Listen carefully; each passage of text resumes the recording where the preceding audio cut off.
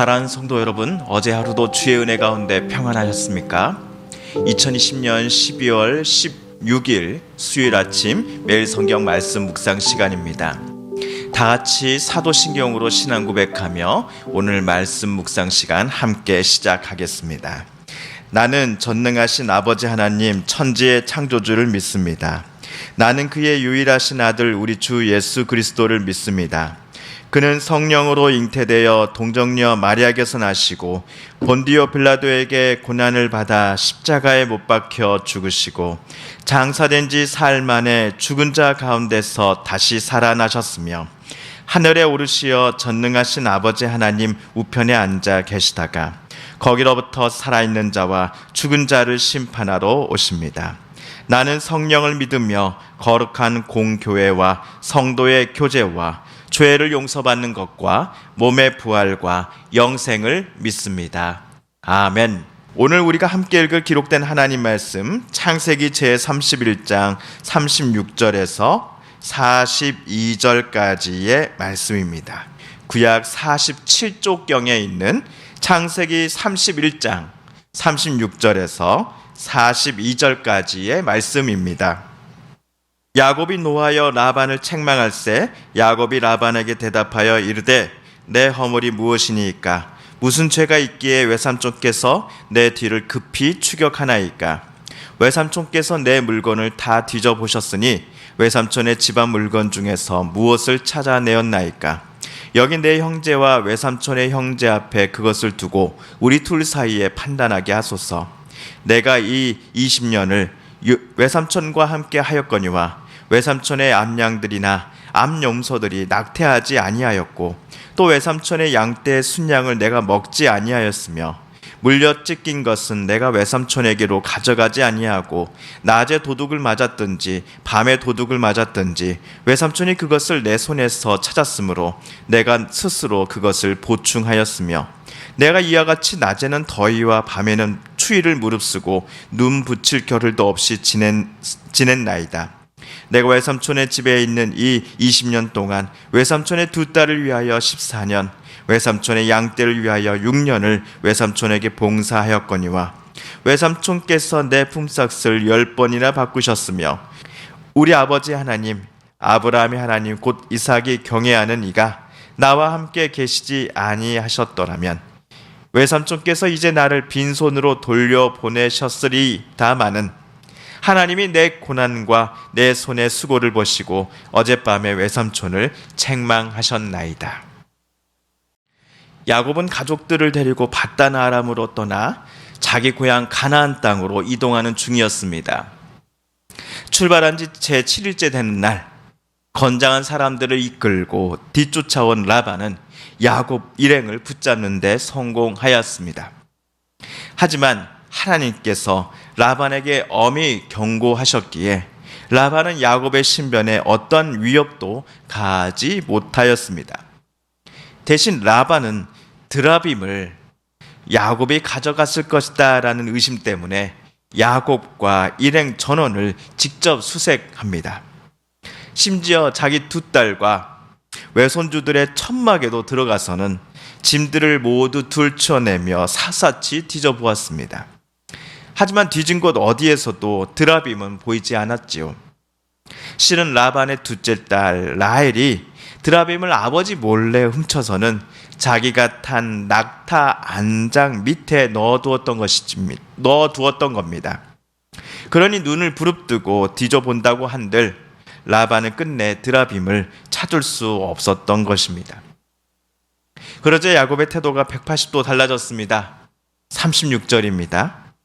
야곱이 노하여 라반을 책망할세 야곱이 라반에게 대답하여 이르되 내 허물이 무엇이니이까 무슨 죄가 있기에 외삼촌께서 내 뒤를 급히 추격하나이까. 장인어른 그토록 샅샅이 뒤지셨는데 드라빔은커녕 장인의 물건 중 어느 것 하나라도 우리 중에서 찾아내신 것 있으십니까? 아무것도 없지 않습니까? 도대체 제가 장인어른께 뭘 잘못했기에 마치 도둑놈을 잡듯이 저를 여기까지 뒤쫓아 오신 겁니까? 라고 야곱은 라반에게 따져 묻고 있습니다.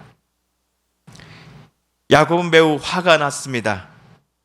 지난 20년간의 세월을 회상해 보니 너무 서럽고 또 억울한 마음에 야곱은 울먹이는 목소리로 라반에게 자기 속마음을 꺼내기 시작하였습니다. 38절부터 42절까지에서는 야곱이 지난 20년 동안 라반 밑에서 일하면서 얼마나 비참한 생활을 해야만 했는지에 대해 라반에게 말한 내용이 적혀져 있습니다. 크게 네 가지를 야곱은 말하였습니다.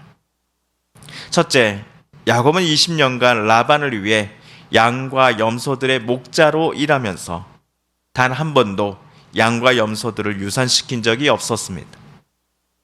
양과 염소들이 건강하고 튼튼한 새끼들을 잘 낳을 수 있도록 가축들 하나하나를 야곱이 꼼꼼히 잘 돌보고 보살폈기 때문일 것입니다. 둘째로 야곱은 배가 고프다는 핑계로 라반의 순양을 잡아먹은 적이 단 한 번도 없었습니다.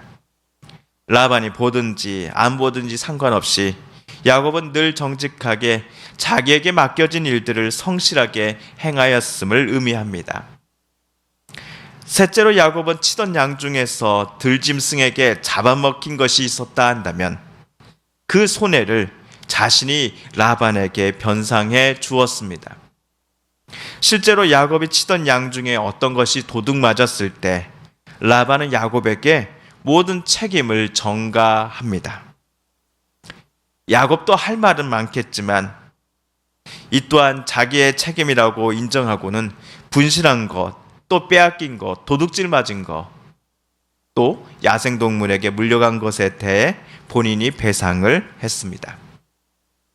넷째로 야곱은 여름 더위, 겨울 추위를 무릅쓰고 눈 붙일 겨를도 없이 라반을 위해 20년을 일하였습니다. 야곱은 라반의 사위입니다. 그럼에도 라반은 야곱을 자기 외족하여 사위라기보다는 본인을 위해 죽도록 일해야만 하는 노예 정도로 대했던 것 같습니다.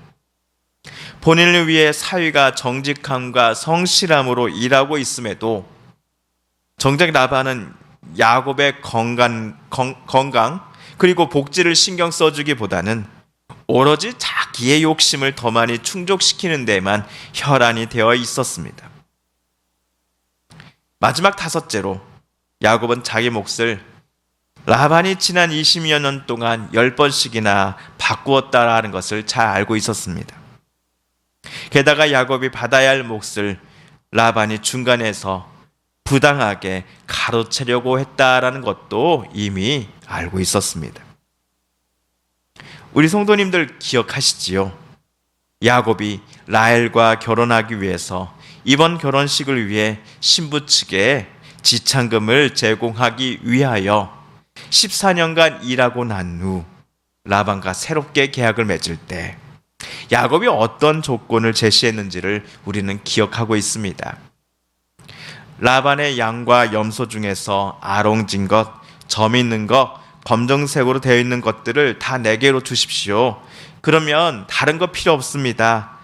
예전처럼 저는 장인 어른을 위해 최선을 다해 일하겠습니다 라고 야곱은 제안하였고, 라반은 그래 그렇게 하자라고 약속하였으니, 그리하여 라반은 야곱을 잔류시키는 데 성공하였습니다. 하지만 그렇지 얼마 못 가서 라반은 계약서 잉크가 마르기도 전에 협약 사항을 일방적으로 깨트려 버렸습니다. 세 종류 모두를 준다라고 약속해 놓고서는 어느 날 뜬금없이 아롱진 것만 줄게, 이번에는 검정색 있는 것만 야곱 내가 가질 수 있어 라는 식으로 계약을 일방적으로 위반하였습니다. 그럼에도 야곱 앞에서 떵떵거릴 수 있었던 것은 그가 갑이었고 야곱이 을이었기 때문이었습니다. 게다가 라반은 오늘 귀향 중인 야곱을 기쁘게 그의 고향으로 보내줄 마음이 전혀 없었던 것입니다.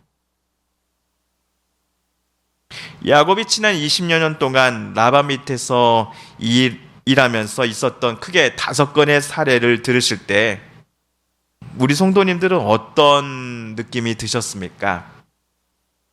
야곱도 좀 만만치 않은 사람이지만 야곱보다도 더 악하고 교활한 라반과 같은 사람도 세상에 있긴 있구나라는 생각이 드시지 않으셨습니까?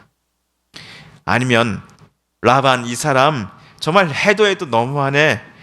내가 야곱 대신에 가서 라반 그 사람 한 대 진짜 때려주고 싶어 라고 마음 잡수신 분도 계시지는 않으십니까? 야곱이 제일 괴로웠던 것은 자기를 못 살게 해코지하고 오로지 이용해 먹으려고만 하는 대상이 다름 아닌 가족이었다라는 사실이 아니었을까 싶습니다. 사회에서, 직장에서, 그리고 일터에서 다른 사람과 우리가 부딪히기도 하고 비난받기도 하고 또 어떤 때는 무시당하거나 다투기도 하지만 그래도 내 가족만큼은 나를 무조건 인정해주고 사랑해줄 것이다 라는 기대를 갖고 우리는 살아갑니다. 하지만 야곱의 경우 20년이라는 짧지 않은 시간 동안 그를 괴롭히고 힘들게 만든 사람이 바로 가족이었던 라반이었습니다. 남이었으면 대놓고 말이라고 하지 오히려 가족이었기에 또한 두 부인의 아버지였기에 야곱은 말도 제대로 못하고 그저 자기 속으로만 억울함과 서러움을 쌓아둘 수밖에 없었을 것입니다. 그러면서 야곱이 이 힘듦의 시간을 어떻게 버티었을까요?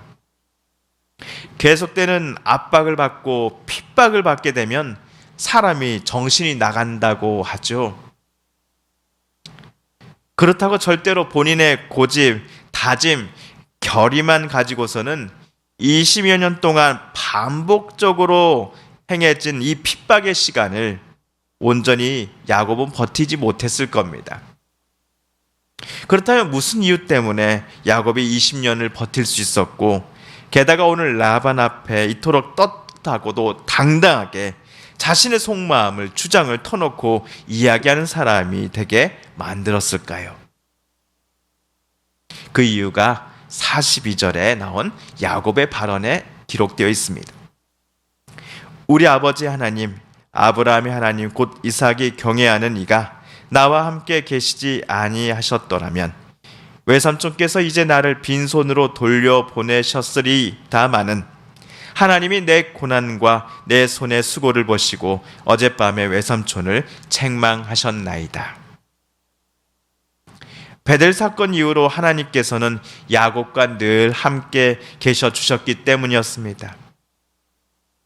하나님께서 야곱의 고난과 그가 손으로 땀 흘리고 행한 수고들을 기억하시어 야곱의 것을 빼앗으려는 라반을 하나님께서 엄히 책망하셨기 때문이었습니다.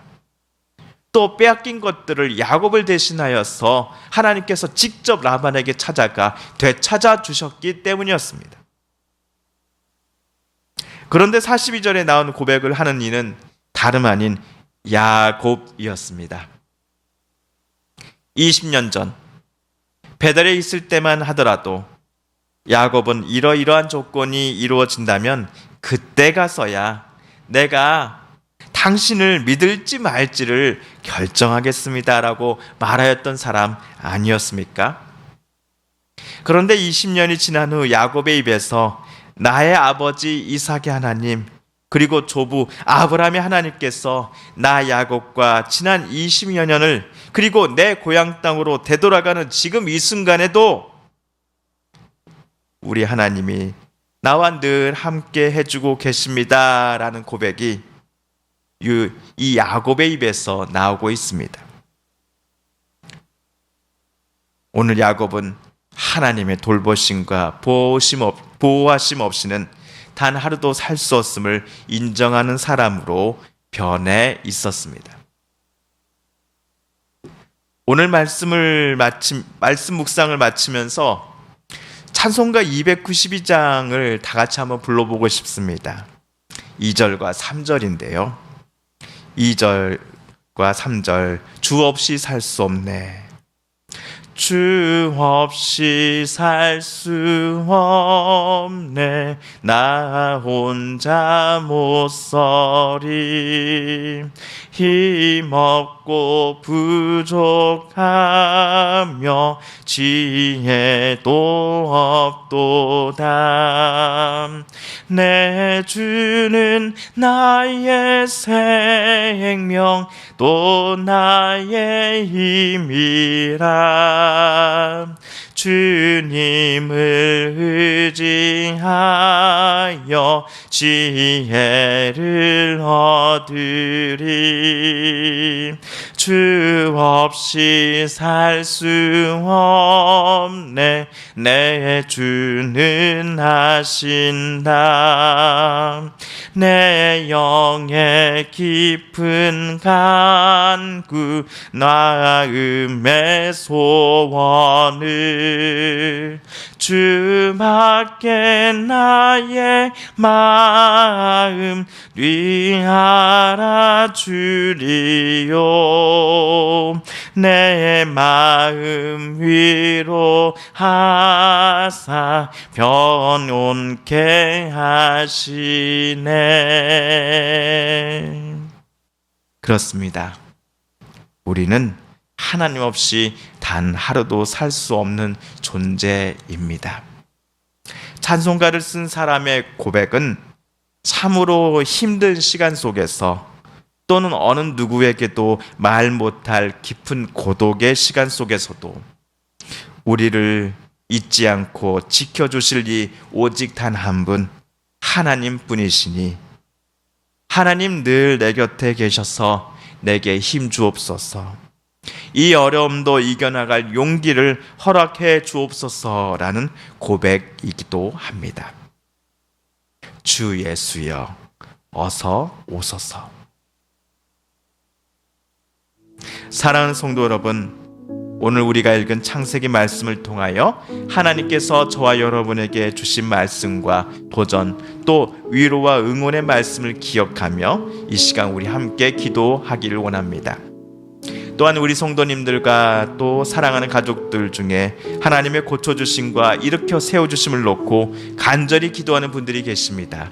이 시간 우리도 그분들의 이름을 부르며 함께 중보 기도하십시다.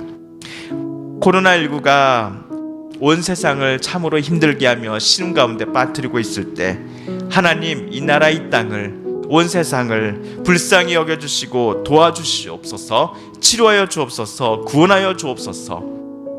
마지막으로 우리가 가지고 나온 간절한 기도 제목 하나님께 아뢰며 하나님의 은혜 보좌 앞으로 더 가까이 나아가겠습니다. 함께 기도합니다.